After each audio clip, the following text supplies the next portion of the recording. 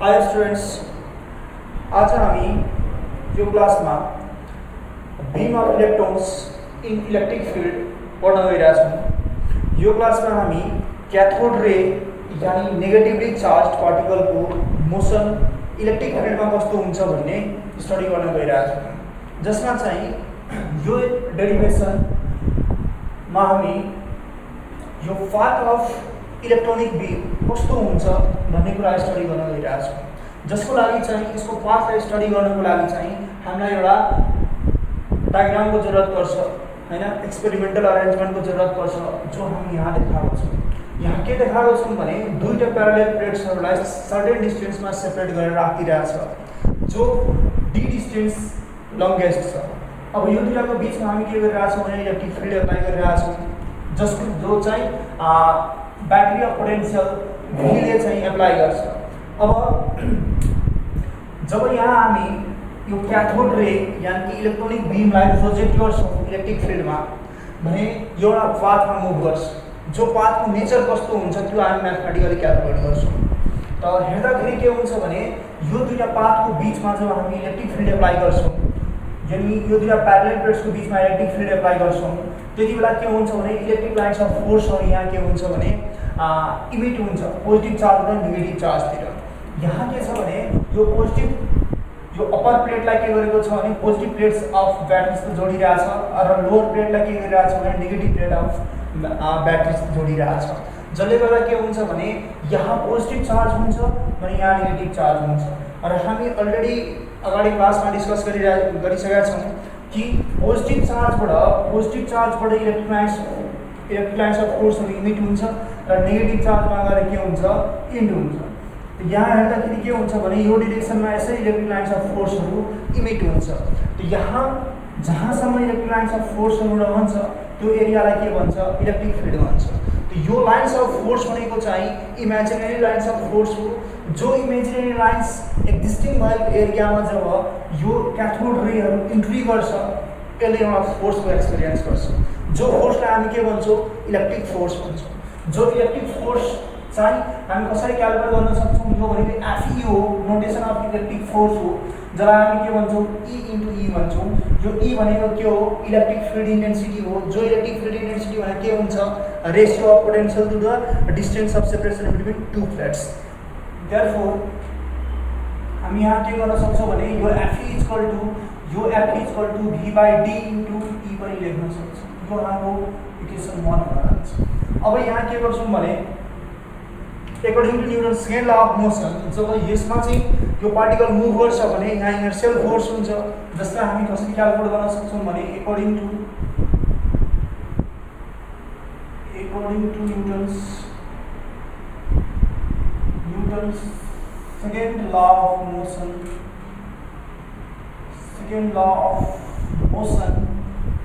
F equal to m a हुन्छ। अब जति देरसम्म यसमा यो इलेक्ट्रोनिक बीम स्ट्रेट पाथमा मुभ गर्छ, यो दुईटा फोर्स एक अर्कासँग के हुन्छ इक्वल हुन्छ। देन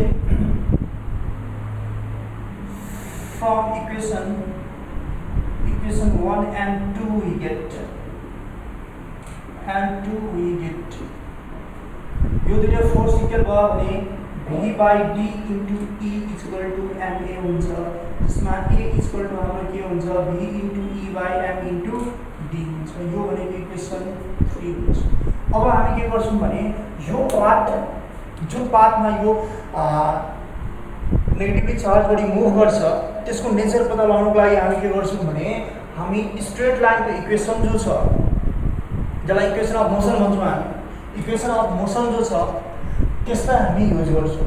अब यहाँ हेर्दाखेरि के गर्नुपर्छ भने हामीले जसरी हामी प्रोजेक्टाइल मोसन 11 क्लासमा पढिरहेछौँ त्यसको कन्सेप्ट लगाउनुपर्छ। हामीले यसको चाहिँ मोसन हामीले दुईवटा एक्सिसमा लिनुपर्छ, एउटा होरिजोन्टल एक्सिसमा र एउटा भर्टिकल एक्सिसमा लिनुपर्छ। त होरिजोन्टल एक्सिसमा के हुन्छ भने यो through the part in the horizontal part यसको एक्सट्रिमिटी ग्रेभिटी के हुन्छ 0 हुन्छ, किनभने यहाँ यो इलेक्ट्रिक लाइन्स अफ फोर्स जो यहाँ छ, यो इलेक्ट्रिक लाइन्स अफ फोर्स जो छ त्यो भर्टिकली डाउनवर्ड एक्ट गरिरहेछ, तर यो बडी के छ होरिजोन्टली मुभ गरिरहेछ। होरिजोन्टली मुभ यहाँदेखि एक्स एक्सिसमा यो एक्स जो डिस्टेन्स छ यो डिस्टेन्समा हामी के गर्छौँ भने इलेक्ट्रोनको मोसनलाई हरिजन्टल एक्सिसमा लिन्छौँ। त हरिजन्टल एक्सिसमा के हुन्छ भने यसलाई यसको भेलोसिटीलाई चेन्ज गर्ने फ्याक्टर भनेको इलेक्ट्रिक लाइन्स अफ फोर्स हुन्छ, जो electric lines of force horizontal एक्सिसको मोसनलाई केही इफेक्ट गर्दैन। त्यो कारणले गर्दा के हुन्छ भने यसको ए को भ्यालु जो हुन्छ एक्सप्रेसनको भ्यालु त्यो 0 लिन्छौँ, किनभने भेलोसिटी चेन्ज हुँदैन। अब यहाँ चाहिँ हामीले के गर्छौँ भने टेकिङ होराइजन्टल मोसन हामी होराइजन्टल मोसनलाई कन्सिडरेसनमा लियौँ भने यहाँ के हुन्छ भने एक्सप्रेसन 0 हुन्छ, किनभने बडीको मोसन के छ होराइजन्टली छ र यसमा चाहिँ भेलोसिटीलाई एफेक्ट गर्ने फ्याक्टर चाहिँ इलेक्ट्रिक लाइन्स अफ फोर्स छ त्यो भर्टिकली एक्ट गरिरहेछ भने इच पोइन्ट अफ एक्सिसमा के हुन्छ यो लाइन्स अफ फोर्सले यसको मोसनलाई केही इफेक्ट गर्दैन, यानि कि भेलोसिटी चेन्ज हुँदैन, एक्सप्रेसन हुँदैन। एक्सप्रेसन हुँदैन भने एक्स जसरी हामीले पढेको छौँ कि s equal to u t plus half a t square हुन्छ। यहाँ के हुन्छ भने ए त चेन्जिङ भेलोसिटीले गर्दा आउने हो, जो फ्याक्टर के हुन्छ चेन्जै हुँदैन हरिजन्टल एक्सिसमा, त्यसैले यो टर्म के हुन्छ 0 भएर नेग्लेक्ट हुन्छ। अब एस को ठाउँमा के हुन्छ एक्स आउँछ र यो चाहिँ यू को ठाउँमा के आउँछ भने यो ux आउँछ अनि यो t आउँछ भने t इक्वल टु के हुन्छ x बाइ bx हुन्छ। यो इक्वेसन हाम्रो 4 मा जान्छ। यसरी हाम्रो के हुन्छ भने यो कन्सेप्टलाई हामी होरिजन्टल एक्सिसमा लाउन सक्छौँ। अब भर्टिकल एक्सिसलाई टेकिङ भर्टिकल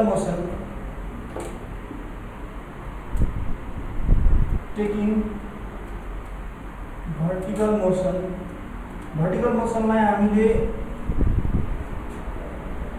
स्टडी गर्ने हो भने यहाँ के हुन्छ भने यहाँ भर्टिकल डिस्टेन्स कभर गर्ने भनेपछि y हो। अब y लाई हामीले क्याल्कुलेट गर्नु पर्यो भने ys इक्वल टु जसरी फेरि s equal to ut plus half a t square हुन्छ।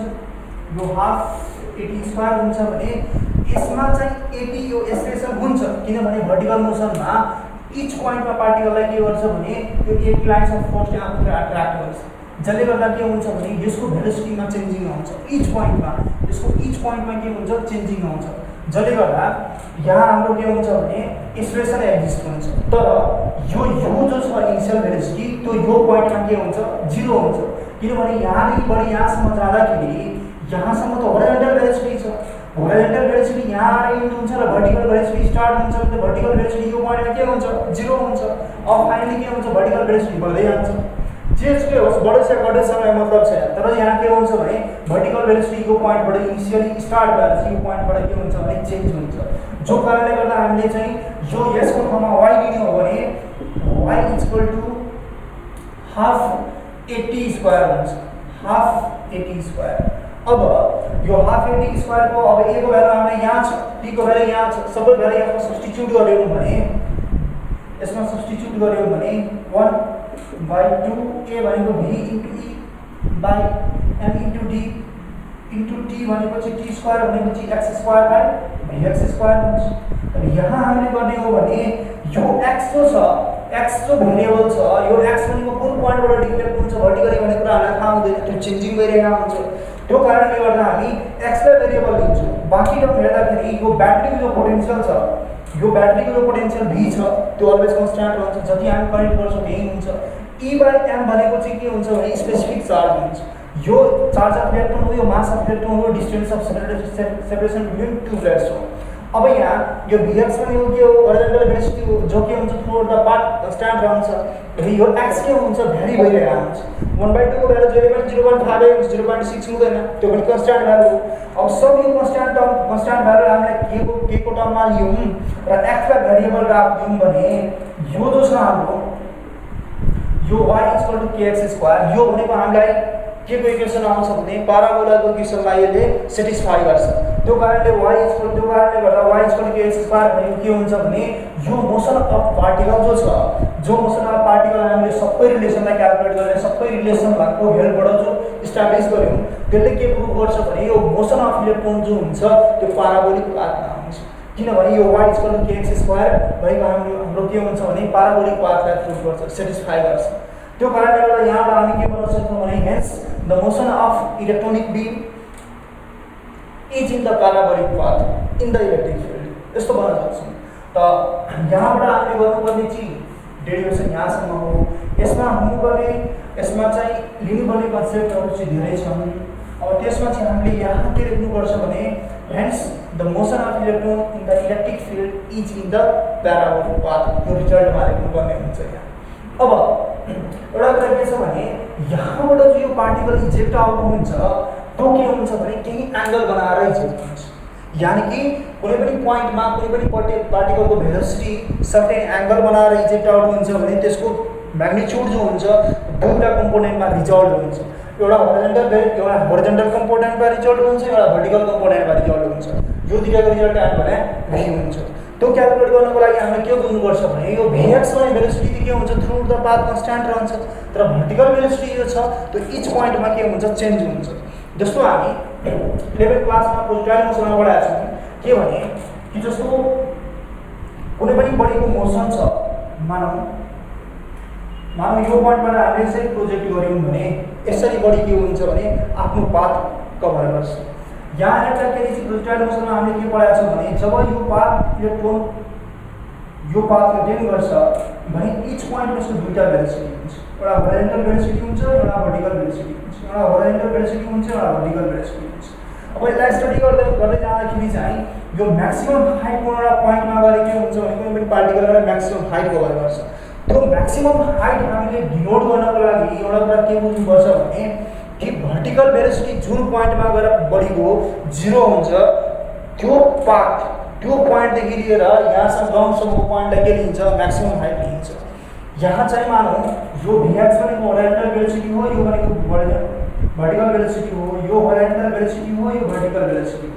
र यो पोइन्टमा के हुन्छ भने यहाँबाट जब बडी टेकअप गर्छ इच पोइन्टमा यसको भेलोसिटी के हुन्छ भर्टिकल भेलोसिटी घट्दै जान्छ, तर हरिजन्टल भेलोसिटी के हुन्छ इच पोइन्टमा कन्स्ट्यान्ट हुन्छ। जुन भेलोसिटीले यहाँबाट हामी प्रोजेक्ट गर्छौँ बडीलाई त्यही भेलोसिटी एटेन गर्छ यसले चाहिँ बडीले इच पोइन्टमा, तर भर्टिकल भेलोसिटी एस्टेन्टिक ग्राभिटीको कारणले गर्दा के हुन्छ भने भर्टिकल भेलोसिटी घटेर जान्छ। घटेर गयो भने के हुन्छ भने इच पोइन्टमा घट्दै जान्छ र जुन पोइन्टमा गएर भर्टिकल भेलोसिटी 0 हुन्छ त्यहाँदेखि पोइन्टदेखि ग्राउन्डसम्मको डिस्टेन्सलाई के भनिन्छ म्याक्सिमम हाइट भनिन्छ। त त्यही कन्सेप्ट हामी यहाँ लाउने हो। हरिजन्टल भेलोसिटी के हुन्छ यो vx कन्स्ट्यान्ट रहन्छ, तर यो भर्टिकल भेलोसिटी के हुन्छ अकर्डिङ टु टाइम चेन्ज भइरहेको हुन्छ।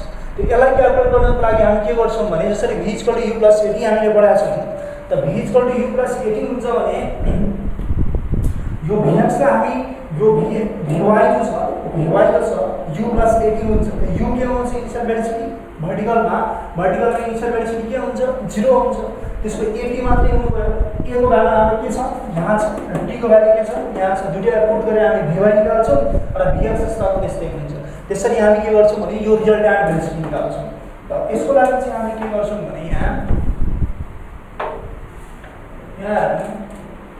के भन्ने भने सिन्स vy = u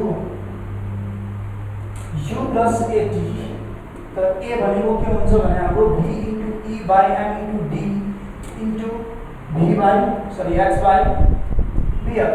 तर एउटा कुरा के हुन्छ भने यो x जो छ जब बडी यो प्यारेलल प्लेटको एजबाट जस्ट ग्रेज आउट हुन्छ भने हामी x को ठाउँमा के लिन्छौँ d लिन्छौँ। त्यसरी यहाँ हामी के गरौँ भने d राखौँ क्यापिटल D। त vy भनेको यसरी आउँछ हाम्रो। अब रिजल्टेन्ट भेलोसिटी भनेको के हो भने रिजल्टेन्ट भेलोसिटी भनेको चाहिँ vx² + vy² हुन्छ। अब यहाँ vx भनेको जस्ताको त्यस्तै हुन्छ, vx भनेको vx हुन्छ, vy भनेको हाम्रो के हुन्छ भने v * e * d / m * d * vx यो यस्तो हुन्छ। यो भनेको रिजल्टेन्ट भेलोसिटी हाम्रो यो पोइन्टबाट जो बडी जो रिजेक्ट आउट हुन्छ या कि beam of electron reject out हुन्छ त्यसको रिजल्टेन्ट भेलोसिटी के हुन्छ यो हुन्छ। यसको कन्सेप्ट हामीले 11 क्लासमा पनि लिएका छौँ। यसको कन्सेप्ट जो छ हाम्रो रिजल्टेन्ट भेलोसिटी कुनै पनि पोइन्ट कसरी निकाल्ने भन्ने कुराको कन्सेप्ट हामी 11 क्लासमा प्रोजेक्टाइल मोसनमा पनि लिएको छौँ। र अब यहाँ चाहिँ हामीले के गर्यौँ भने त्यही हिसाबले अगर यहाँबाट हामी यसरी परपेन्डिकुलर ड्रा गर्छौँ, यसरी परपेन्डिकुलर ड्रा गर्यो भने यो vy = यो vy हुन्छ, यो vx हुन्छ। त्यसो भए यो हाइपोटेन्युस निकाल्नु पर्यो भने vx² + vy² हुन्छ। त्यसरी हामीले यो कन्सेप्ट लागू गर्यो। vy भनेको कसरी निकाल्ने हो भन्ने कुरा अहिले मैले डायग्राममा देखाएँ। त यसरी के हुन्छ भने यो रिजल्टेन्ट भेलोसिटी क्याल्कुलेट गर्छौँ। अब यो हामी एंगल पनि क्याल्कुलेट गर्न सक्छौँ यहाँ है। यो एंगल क्याल्कुलेट गर्नु पर्यो भने हामी tan θ = के गर्छौँ vy/vx लिन्छौँ। जस्तो हामी यहाँ हेऱ्यौँ भने यहाँ हेर्ने हो हेरौँ यसलाई tan theta equal to y vy by vx हुन्छ। यहाँ theta equal to tan inverse vy भनेपछि हाम्रो v into e into d by mass into distance of separation into velocity हुन्छ।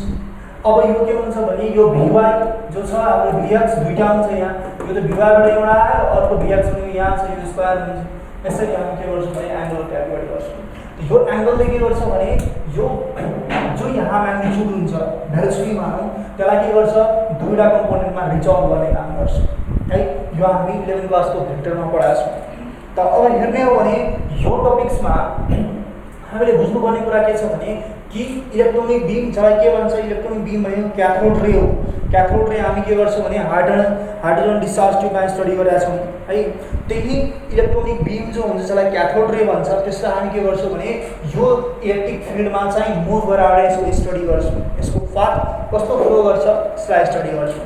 यहाँ हेर्दाखेरि एकपल्ट म फेरि भनिदिन्छु यसलाई हामी के गर्छौँ भने यो दुईटा प्यारलल प्लेट्सलाई के गर्छौँ सर्टेन डिस्टेन्समा सेपरेट गर्छौँ। यो डी डिस्टेन्समा जो के हुन्छ क्यापिटल डी चाहिँ लङ्गेस्ट हुन्छ यसको बीचमा के गर्छौँ एउटा चाहिँ हाई पोटेन्शियल अफ सेल जोड्छौँ र यसको बीचमा के गर्छौँ इलेक्ट्रिक फिल्ड इस्टाब्लिस गर्छौँ। जो इलेक्ट्रिक फिल्डमा के गर्छौँ भने हामी इलेक्ट्रोनिक बीमलाई इन्ट्री गराउँछौँ र इलेक्ट्रोनिक बीम एल पाथमा इन्ट्री गरेपछि के हुन्छ भने इलेक्ट्रिक फोर्सको एक्सपिरियन्स गर्छ। जो इलेक्ट्रिक फोर्स कति हुन्छ 80 हुन्छ। F into E र हामी V by डीमा यसलाई ब्रेक गरेको छौँ। यो भनेको इलेक्ट्रोनिक चार्ज। अब के हुन्छ भने यो पाथमा जब इलेक्ट्रोनिक बीम इन्ट्री गर्छ र मुभ गर्छ यानी कुनै पनि मासमा मुभ गर्छ भने त्यसमा के हुन्छ फोर्स हुन्छ। जो फोर्सलाई हामी के भन्छौँ MA भन्छौँ। यो कसले एक्सप्लेन गर्छ भन्दाखेरि न्युटन्स ल अफ मोसनले एक्सप्लेन गर्छ। त्यो हिसाबले F इक्वल के हुन्छ MA हुन्छ। अब यो दुईटा फोर्स के हुन्छ भने एकअर्कालाई ब्यालेन्स गरेको हुन्छ। त्यति देरसम्म चाहिँ देरसम्म यो के हुन्छ हरिजन्टली मुभ गर्छ। हरिजन्टली मुभ गर्यो भने यो दुईटा फोर्स के भयो भने यस्तो हुन्छ कि हामी यसरी क्याल्कुलेट गर्छौँ। यो भनेको पोटेन्शियल हो मास अफ इलेक्ट्रोन हो distance of separation between the two plates हो र यो भनेको इलेक्ट्रोनिक चार्ज। अब यो टेकिङ हरिजन्टल मोसन हेर्ने हो भने यो के गरेको भने जस्तो केही टाइमसम्म के हुन्छ यो टी टाइम इन्टरभलसम्म के हुन्छ यो हरिजन्टली मुभ गर्छ र त्यसपछि के हुन्छ भने यो भर्टिकली टेकअप लिन्छ भने यसको के हुन्छ दुईटा एक्सिसमा मोसन हुन्छ। इलेक्ट्रोनिक बीमको मोसन के हुन्छ दुईटा एक्सिसमा हुन्छ जो के हुन्छ एउटा हरिजन्टल हुन्छ एउटा भर्टिकल हुन्छ। भने फर्स्टमा हामीले के गर्यौँ यहाँ हरिजन्टल मोसन लियौँ।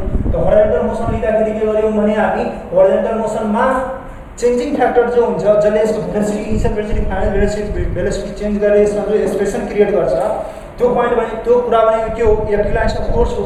जो इलेक्ट्रिक लाइन्स अफ फोर्स के हुन्छ भर्टिकली डाउनवर्ड भइरहेको हुन्छ तर बडीको मोसन के हुन्छ हरिजन्टली हुन्छ।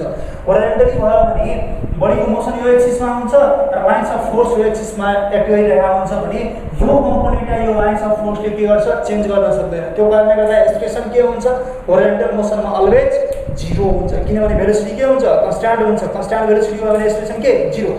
त्यसो भए यहाँ चाहिँ हामीले के गरेका छौँ भने S equal to UT plus half AT square जो हुन्छ S equal to UT plus half AT square जो हुन्छ यो A भन्ने टर्म के हुन्छ 0 हुन जान्छ। जसले गर्दा S इक्वल टु के हुन्छ UT मात्रै हुन जान्छ।